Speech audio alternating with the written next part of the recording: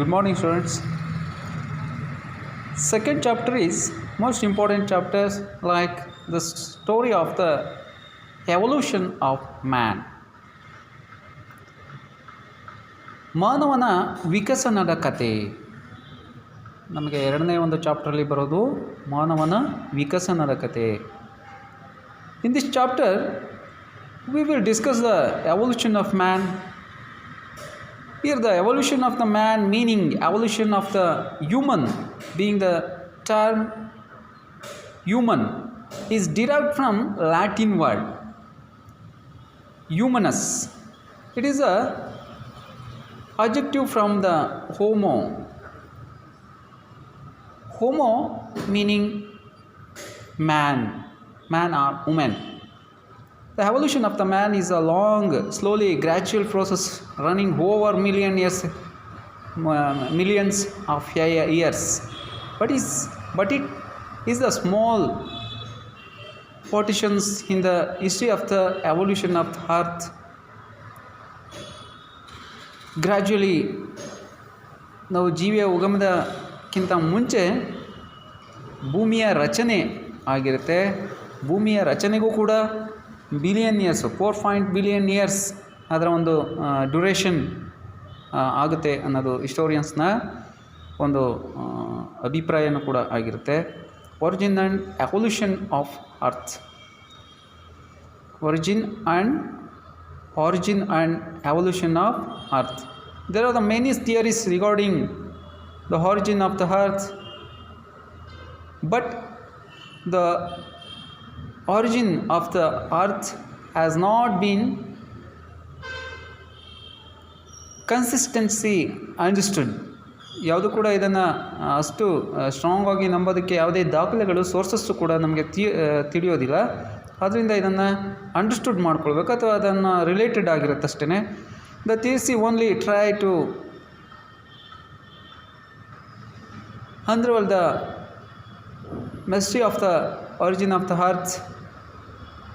Some of them are religious or philosophical and others are scientific.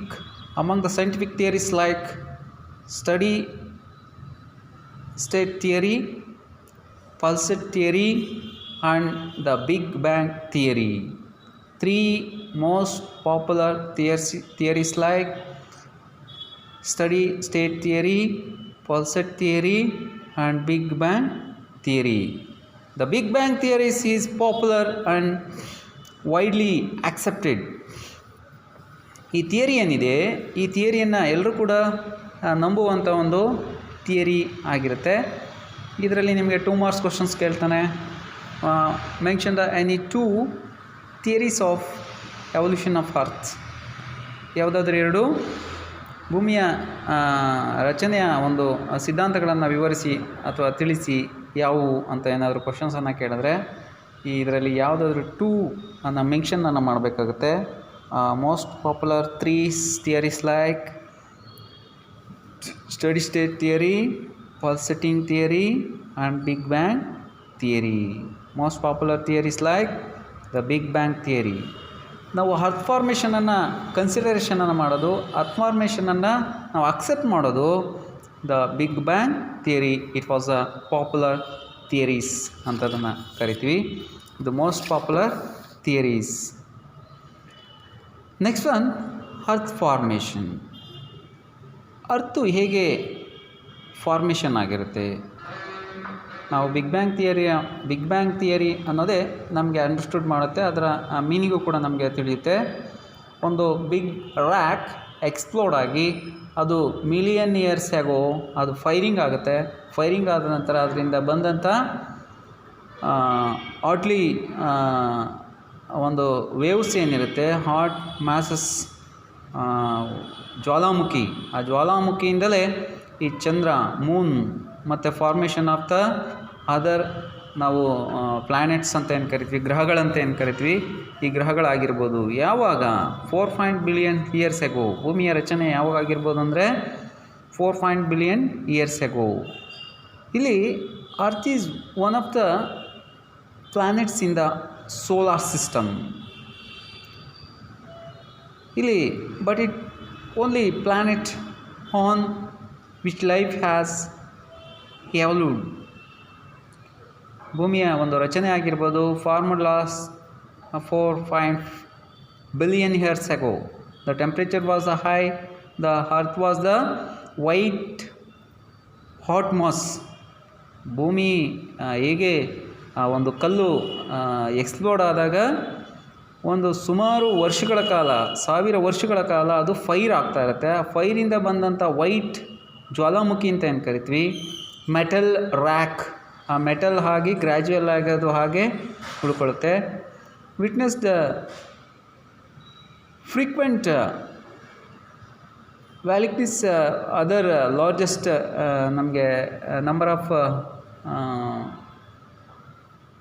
ಇದೇನು ಬರುತ್ತೆ, ನಮಗೆ number of solar system ಏನು ಬರುತ್ತೆ, ಎಂಟೈರ್ ಗ್ರಹಗಳು ಪ್ಲ್ಯಾನೆಟ್ಸ್ ಅಂತ ಏನು ಕರಿತೀವಿ, ಪ್ಲ್ಯಾನೆಟ್ಸ್ ಎಲ್ಲವೂ ಕೂಡ ಈ ಒಂದು ಬಿಗ್ ಬ್ಯಾಂಗ್ ಥಿಯರಿಯ ಬೇಸಿಕ್ ಒಂದು ಇದು ಅಂತ ನಾವು ಅದನ್ನು ಕರೆಯಲಾಗುತ್ತೆ. ಅದರಿಂದ ನೆಕ್ಸ್ಟ್ ಒನ್ ಅದರ ಫಾರ್ಮೇಷನ್ ಆಫ್ ದ ಮೂನ್ ಏನು ಚಂದ್ರ ಅಂತ ಏನು ಕರಿತೀವಿ, ಒಂದು firing of the white hot mass ಆ ಬೇಸ್ ಮೇಲೇ ಫಾರ್ಮೇಷನ್ ಆಗಿದೆ ಅನ್ನೋದು ಹಿಸ್ಟೋರಿಯನ್ಸ್ನ ಅಥವಾ ಬಿಗ್ ಬ್ಯಾಂಗ್ ಥಿಯರಿಯ ಹೈಲೈಟ್ಸ್ ಅಂತ ನಾವು ಕರಿತೀವಿ. The earth remained in the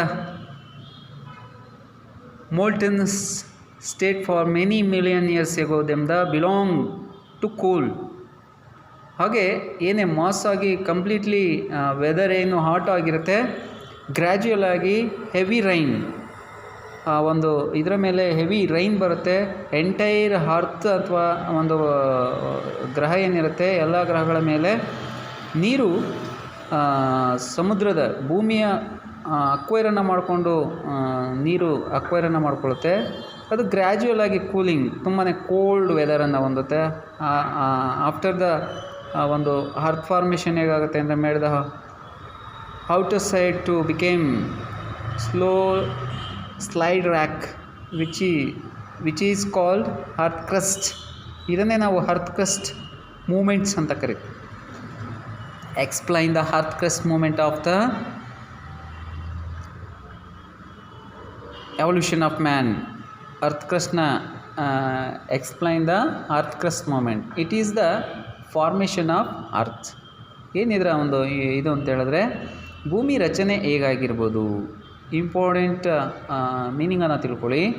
it was the most ಪಾಪ್ಯುಲಾರಿಟಿಯನ್ನು ಹೊಂದಿರುವಂಥ ಒಂದು ಸಿದ್ಧಾಂತ, theories like big bang theory ಅಂತ ಇದನ್ನು ಕರಿತೀವಿ.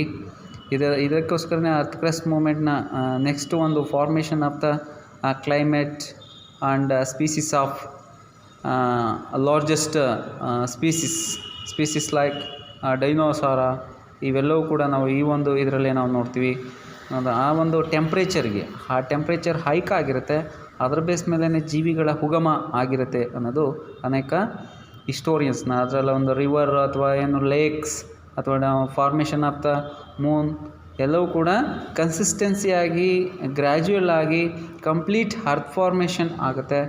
ರ್ಯಾಕ್ಸ್ ಅಂತ ಏನು ಕರಿತೀವಿ, ಅವೆಲ್ಲವೂ ಕೂಡ ಒಂದು ಅರ್ಥನ ಒಂದು ಭೂಮಿಯ ಮೇಲೆ ವೈಶಿಷ್ಟ್ಯತೆಗಳನ್ನು ನೋಡ್ತಾ ಹೋದರೆ ಇದು ಹಾಗಾಗಿರ್ಬೋದು ನಂಬೋದಕ್ಕೆ ಅತ್ಯಂತ ಪ್ರಾಮುಖ್ಯತೆಯನ್ನು ಹೊಂದಿರುವಂಥ ಒಂದು ನಿಯರೆಸ್ಟ್ ಥಿಯರೀಸ್ ಅಂತ ನಾವು ಕರಿತೀವಿ, ಬಿಗ್ ಬ್ಯಾಂಗ್ ಥಿಯರೀಸ್ ಅನ್ನು. ಅದಕ್ಕೋಸ್ಕರನೇ ಆ ಭೂಮಿಯ ರಚನೆ ಹೇಗಾಗಿರೋದು, ಆಫ್ಟರ್ ದ ಫ್ಯೂ ಡೇಸ್ ಏನಾಗಿರುತ್ತೆ, ಫ್ಯೂ ಇಯರ್ಸ್ ಏನಾಗಿರುತ್ತೆ. ಬೆಸ್ಟ್ ಒಂದು ಎಕ್ಸಾಂಪಲನ್ನು ನೀಡಲಾಗುತ್ತೆ. ಆ್ಯಪಲ್ ಸಮ್ ಡೇಸ್ ಅದು ಹಾಗೆ ರ್ಯಾಕ್ ಅಥವಾ ಮಾಸ್ ಆಗಿ ಅದನ್ನು ಹಾಟ್ ಮಾಸ್ ಜ್ವಾಲಾಮುಖಿಯಾಗಿ ಹುರಿದಂಥ ಒಂದು ಭೂಮಿ ಏನಿರುತ್ತೆ, ಗ್ರ್ಯಾಜುಯಲ್ ಆಗಿ ಅದು ಆಟೋಮೆಟಿಕಲಿ ಅದರ ಶೇಪನ್ನು ಹೊಂದುತ್ತೆ. ಬೆಸ್ಟ್ ಎಕ್ಸಾಂಪಲ್ಸ್ ಲೈಕ್ ಆ್ಯಪಲನ್ನು ಎಕ್ಸಾಂಪಲನ್ನು ಹಿಸ್ಟೋರಿಯನ್ಸ್ ಅಥವಾ ಸೈಂಟಿಸ್ಟ್ಗಳು ನೀಡ್ತಾರೆ. ಏನು ಆ್ಯಪಲ್ನ ಇಂಪಾರ್ಟೆನ್ಸ್ ಅಂತ ಹೇಳಿದ್ರೆ, ಒಂದು ಆ್ಯಪಲನ್ನು ಸಮ್ ಡೇಸ್ ಒಂದು ಕಡೆ ಇಟ್ಟರೆ ಹೇಗೆ ಅದರಲ್ಲಿ ರಿಂಕಲ್ಸ್ ಅಥವಾ ಒಂದು ಇದನ್ನು ನೋಡ್ತೀವಿ, ಅದರಲ್ಲಿ ಆ ಫಾರ್ಮೇಷನನ್ನು ನೋಡ್ತೀವಿ. ಆ್ಯಪಲ್ಲು ಡ್ರೈ ಆದಾಗ ಹಾಗೆ ಭೂಮಿಯ ರಚನೆ ಆಗಿರ್ಬೋದು ಅನ್ನೋದು ಅನೇಕ ಹಿಸ್ಟೋರಿಯನ್ಸ್ನ ಒಂದು ಇದನ್ನು ಅಕ್ಸೆಪ್ಟನ್ನು ಮಾಡುವಂಥ ಗ್ರೇಟೆಸ್ಟ್ ಒಂದು ಥಿಯರೀಸ್ ಲೈಕ್ ನಮಗೆ ಬಿಗ್ ಬ್ಯಾಂಗ್ ಥಿಯರೀಸ್, ಗ್ರ್ಯಾಜುಯಲಿ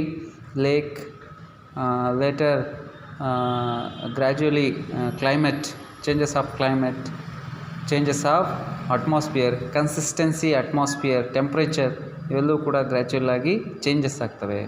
ಇಷ್ಟು ಅರ್ತ್ ಫಾರ್ಮೇಷನ್.